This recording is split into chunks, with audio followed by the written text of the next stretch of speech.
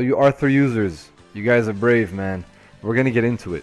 So today's video, we're going to talk about Arthur and we're going to talk about his zoning. You know, he has amazing offensive tools. One of the best assists in the game. It's just people don't want to use him as a character for this one reason right here. No air dash. He does have a double jump, but he also doesn't have a regular dash. So when you are on the defense, you really are on the defense, and it's really scary because you don't have that much health, and you can die in any combo if the person doesn't screw it up. Now that opponent right there, he messed up his combo. The reason why I'm showing this is because one of the best options that Arthur has is actually doing that level 3 X Factor when you're on the ropes. And at that moment, he was actually able to OTG him. However, he didn't do it.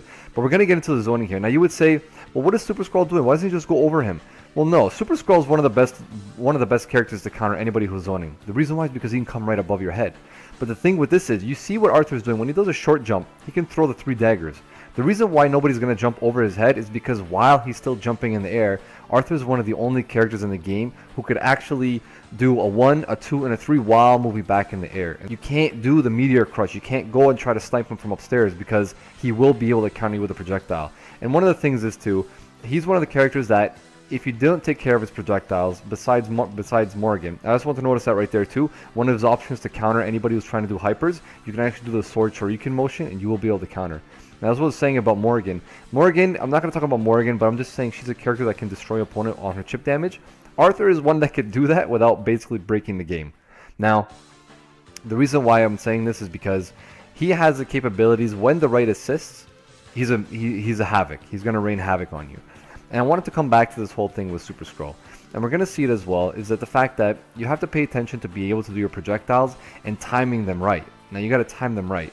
So, another thing is Arthur's armor, right? I wish they didn't do the explosion as bad as it was, because when the timer runs out, you really are dead. It really forces you to play a unique way. Now, when it comes to his armor, let's take a look at what's going to happen now.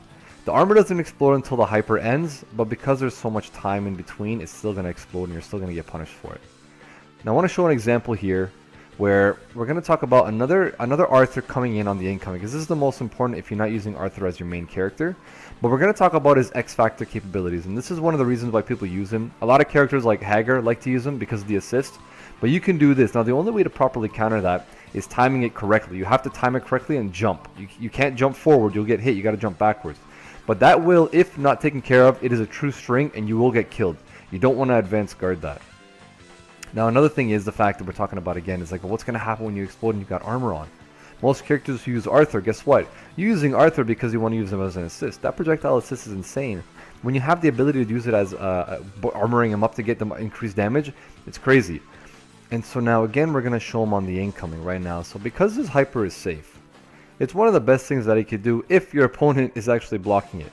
Now, one of the reasons why I wanted to show this again is because I want to emphasize, if you're going to be using Arthur, you got to be real with yourself. He is not going to be a character you can rely on without X Factor properly. Because once you lose to anybody who's out zoning you, your whole strategy is gone. So what are you going to do when that runs out? You have to run into this type of thing. And one of the reasons is because X Factor level 3 Arthur is dangerous with his weapons. Now, one of the things I do want to show as well is a combo that you can use when you actually get zoning and you do an instant overhead. You can actually do hard tag combos and be able to punish. Now, of course, Dr. Doom is one of the pure examples of, okay, obviously he can do it, but if you test with yourself and you can just remember that these are actually capable. And if you ever need to get Arthur out of the area, go ahead and try this. So I hope you guys enjoyed. Owning the Game Part 2, this is with Arthur. Now, if you enjoyed, you could check out the previous week working on Deadpool and the #1 best combo he has. As well, don't forget to click on the subscribe button as I do this on a weekly and daily basis. Take care, guys.